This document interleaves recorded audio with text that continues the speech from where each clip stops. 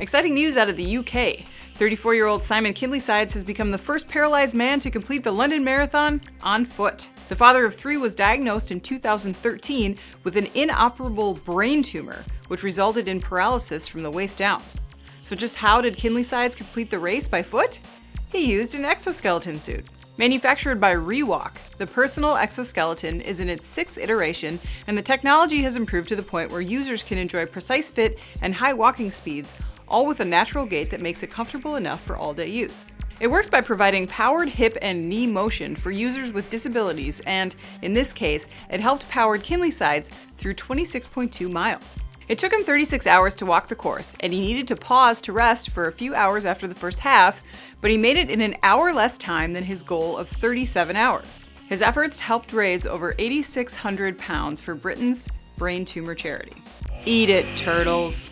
When I was a child, my mother always insisted we cut the 6-pack rings from our soda cans before throwing them away because, inevitably, if we didn't, they would wind up around the neck of a bird. I still do this today because I was so traumatized by the thought, and since America's plastic problem has only magnified since the 1980s, it's likely we've gotten nowhere on this. That is, until now. A Florida-based brewery has re-envisioned the 6-pack ring in a way that brings sustainability to a problem packaging design.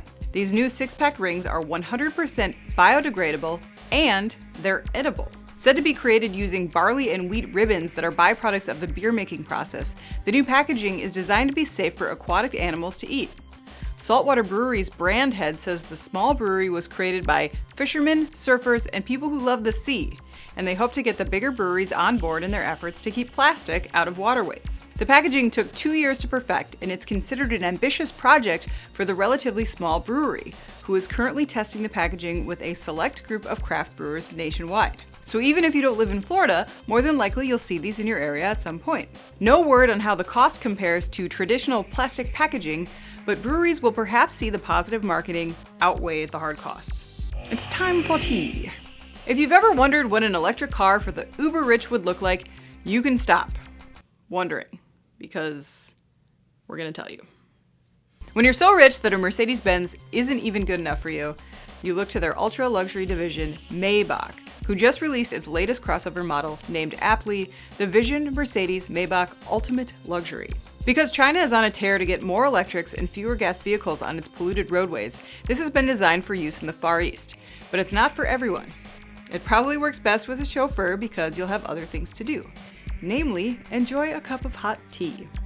A retractable center console houses a full traditional tea service, believe it or not, complete with pot, cups, and a wooden tray. Additionally, the Maybach is decked out in rose gold and aluminum accents atop stitched white leather and surrounded by ornamental ebony wood on the doors and, of course, in your tea service. When you're done being blinded by your own wealth, consider the mechanicals. 750 horsepower from 4 motors will yield 200 miles in electric mode. An 80 kilowatt-hour battery pack features fast charging capabilities that can add 60 miles of range in just 5 minutes. If this all makes you salivate with envy, take comfort in the fact that the designers of the ultimate luxury made one fatal flaw. They put a trunk on it. Ew. Filling in for David Manti, I'm Anna Wells, and this is Engineering by Design.